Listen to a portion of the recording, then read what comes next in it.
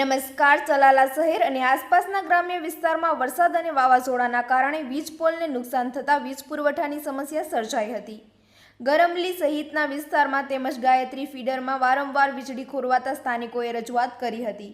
રજૂઆતો બાદ ધારાસભ્ય જેવી કાકડિયા અને નગરપાલિકા પ્રમુખ જયરાજવાડાની સૂચનાથી પીજીવીસીએલ દ્વારા અલગ અલગ ટીમો બનાવી વીજ પોલ, ફીડર સહિતની રિપેરિંગ કામગીરી શરૂ કરવામાં આવી છે.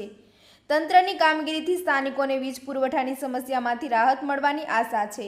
વધુ સમાચાર માટે જોડાયેલા રહો આરપી ગુજરાત ન્યૂઝ, રાજકોટ. મારું નામ ગોપાલભાઈ પૂનમચંદ જણાવવા છું. ચલાલા સબ ડિવિઝનમાં નાયબ ઇજનેર તરીકે 7મા મહિના 6 તારીખે હાજર થયેલ છું, બરાબર. અને મારા હાજર થયા પછી વરસાદી વાતાવરણ, જેના કારણે ઘણી બધી લાઈનો પડી ગઈ હતી અને સિટીની અંદર લો વોલ્ટેજના પ્રશ્નો આવતા હતા અને ટ્રિપિંગ આવતા હતા, અને વરસાદને કારણે હતું. અને એની પછી અમે અત્યારે હાલમાં ગાયત્રી ફીડરની અંદર તેમજ સિટી ફીડરની અંદર સમારકામની કામગીરી પૂર ઝડપે ચાલુ કરી દીધી છે. ટૂંક સમયની અંદર 11માં જે ટ્રિપિંગ આવતા હતા એ તો બંધ થઈ જ જાય.